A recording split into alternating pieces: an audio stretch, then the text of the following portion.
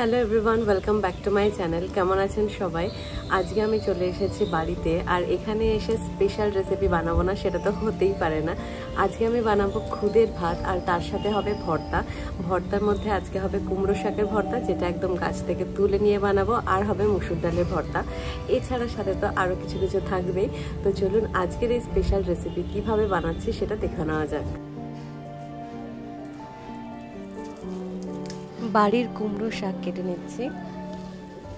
বাড়ির গাছের যে কোনো কিছুই তুলে রান্না করতে খুব ভালো লাগে, স্বাদ যেন মনে হয় অনেকটাই বেড়ে যায়।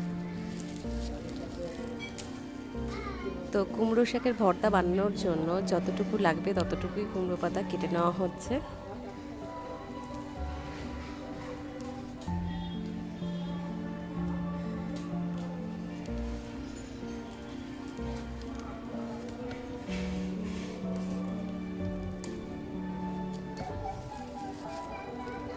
কুমড়ো শাকের সাথে আরও অনেক কিছু হয়েছে বাড়িতে, সেগুলো দেখতে খুব ভালো লাগে।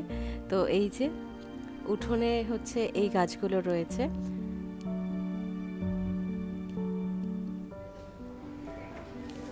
কুমড়ো শাক তোলা হয়ে গেছে, এখন এটা খুব ভালো করে ধুয়ে নিতে হবে।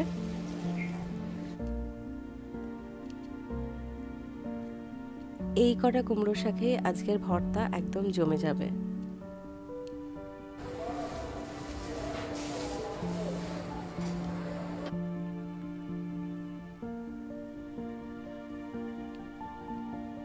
কুমড়ো পাতাগুলো খুব ভালো করে ধুয়ে নিতে হবে। তো এই যে জল নিয়ে নিয়েছি, এর মধ্যে প্রতিটা পাতা আলাদা আলাদা করে এইভাবে খুব সুন্দর করে ধুয়ে নিতে হবে। আর পাতা থেকে যে জালিগুলো হয় না পিছনের দিকে, সেই জালিগুলো একটু তুলে নিতে হবে। এই যে এইভাবে প্রতিটা পাতায় এইভাবে পরিষ্কার করে নেব।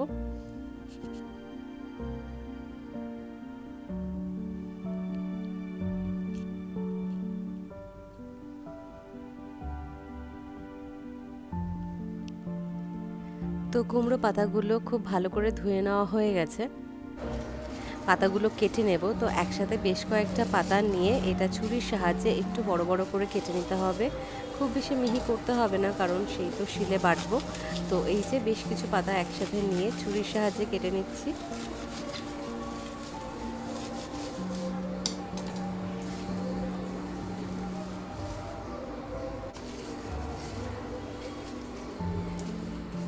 সব পাতাগুলো এইভাবে কেটে নেব।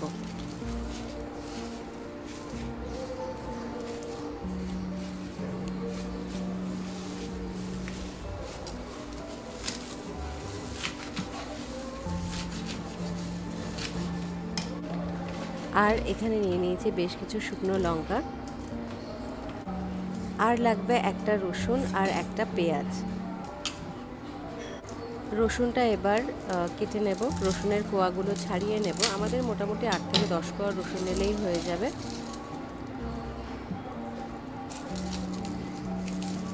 তো 8 থেকে 10 কোয়া রসুন নিয়ে সেটা খোসাটা ছাড়িয়ে নিতে হবে।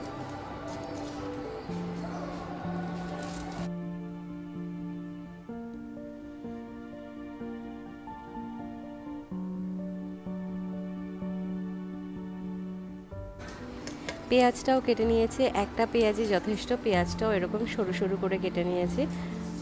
এবার এখানে একটা নিয়ে নিয়েছি পাত্র, তার মধ্যে দিয়ে দিচ্ছি সর্ষের তেল পরিমাণ মতো। সর্ষের তেল দিয়ে প্রথমে শুকনো লঙ্কাগুলো ভেজে তুলে নিতে হবে।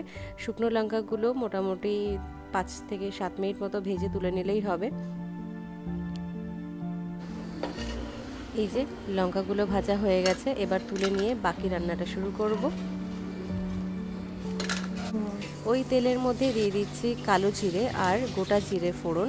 এর মধ্যে যে ছাড়িয়ে রাখা রসুনগুলো দিয়ে দিলাম, একটু ভাজা ভাজা করে নিতে হবে।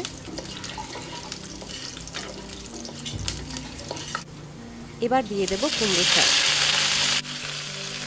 কুমড়ো শাকগুলো দিয়ে খুব ভালো করে এটা নাড়িয়ে নিতে হবে। শাকগুলো দিয়ে আমি নাড়িয়ে নিচ্ছি, না হলে নিচে রসুন একটু পুড়ে যেতে পারে। তো শাকগুলো নাড়িয়ে নিয়ে তারপরে নুন আর হলুদ অ্যাড করতে হবে।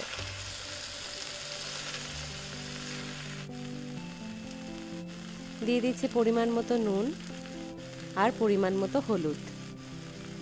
আর কয়েকটা কাঁচা লঙ্কা।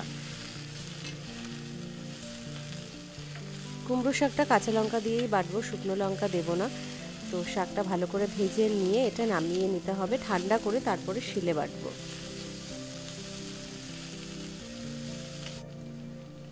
তো কুমড়ো শাকটা হয়ে গেছে আমাদের ভাজা।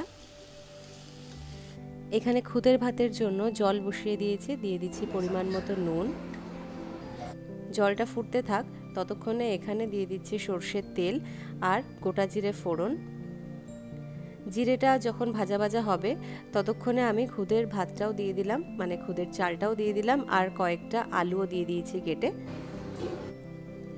আর এখানে মুসুর ডাল দিয়ে দিলাম, মুসুর ডালটা ভালো করে ধুয়ে অ্যাড করেছি। এবার দিয়ে দিচ্ছি পরিমাণ মতো নুন আর হলুদ, একটু নাড়াচাড়া করে নিতে হবে। তারপর দিয়ে দিতে হবে পেঁয়াজ। এই যে কিছুটা পেঁয়াজ আমি দিয়ে দিচ্ছি। এবার ভালো করে নাড়াচাড়া করে নিয়ে এর মধ্যে জল দিয়ে দিতে হবে। ডালটা একদমই শুকনো শুকনো হবে, তো খুব বেশি জল দেওয়ার দরকার নেই, কারণ মুসুর ডাল একটু তাড়াতাড়ি সিদ্ধ হয়ে যায়। এখানে খুদের ভাতও প্রায় রেডি। এই যে ডালটা অনেকটাই সিদ্ধ হয়ে এসেছে, এবার একটু নাড়াচাড়া করে দেবো, তারপরে আবারও ঢাকা দিয়ে দেব। এই যে ডালটা একদম হয়ে গেছে, একদম মাখা মাখা হয়ে গেছে। এবার এটা নামিয়ে নেব। আর খুদের ভাতের সাথে মাছ ভাজা হবে না, এটা তো হতেই পারে না। তো এখানে 2 পিস বাটা মাছ ভাজা হচ্ছে, আর এখানে শিলের মধ্যে কুমড়ো শাকটা বেটে নেব।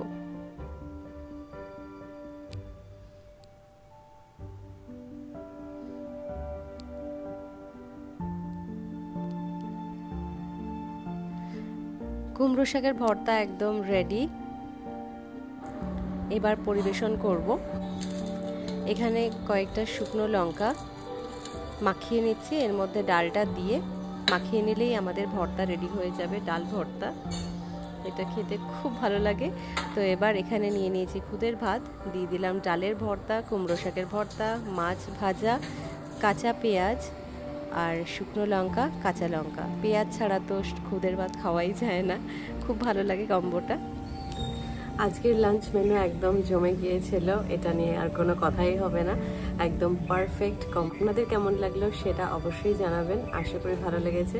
যদি ভিডিওটি ভালো লেগে থাকে ভিডিওটিকে লাইক করবেন, শেয়ার করবেন, আমার চ্যানেলটিকে সাবস্ক্রাইব করবেন। তো দেখা হবে পরের ভিডিওতে, সবাই খুব ভালো থাকবে।